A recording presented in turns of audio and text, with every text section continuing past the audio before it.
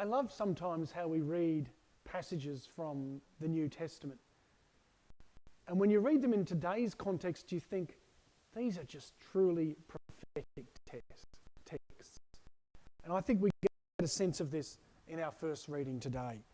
We have the Pharisees in the Sanhedrin trying to work out what to do with the Christians. What to do with these people who are going around preaching Jesus Christ. And for a lot of the Jewish people, this was something that they were attracted to. But for the leaders, for the chief priests, the Pharisees, they were trying to do, well, what do we do with them? We arrest them, we put them in jail, and before you know it, they're back in the temple again preaching, as we heard. And so they come up with this plan. Gamaliel, as we heard in the first reading, comes up with this plan. Okay, well, he says, if this enterprise, this movement of theirs is of human origin, it will break up of its own accord.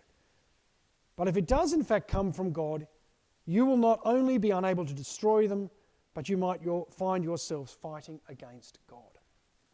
This passage written about, from what the scholars tell us, probably about 50 AD is when this was collected and was starting to be disseminated amongst the Christian community.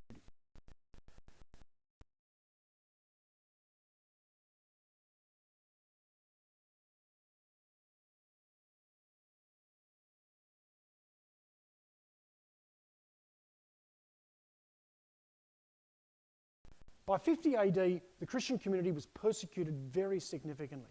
We get into the 60s AD, and we have the persecution, we have the death of Peter, we have the death of Paul, we have the death of many others as well.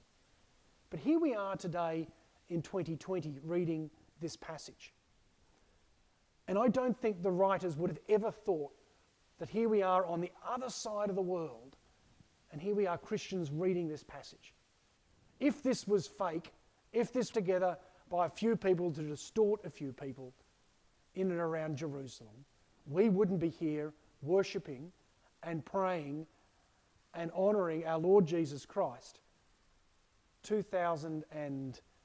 almost 2,000 years on.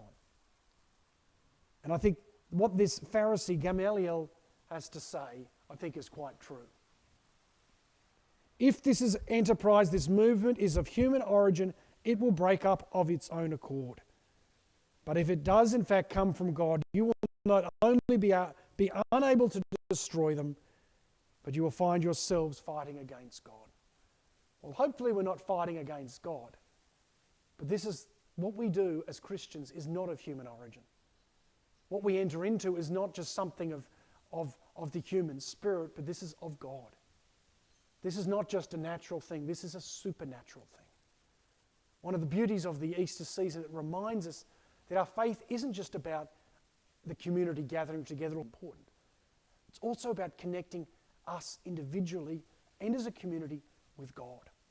And we can do that in lots of different places. Here we are today in this beautiful church of Our Lady of the Way in this country, rural area of Bundina. Beautiful community who gather together. They've got a great sense, a great knowledge of each other, but it's not just about how they relate to each other, it's about the worship of God. And so today's first reading reminds us what we do is not of human origin. What we do is not of human creation. We are Christians because of God. We are Christians because God had sent his son Jesus to live amongst us, to die and to rise. And in doing that, we are given new life as well. Let's go today, live the ways of Jesus Christ and proclaim it with joy to others.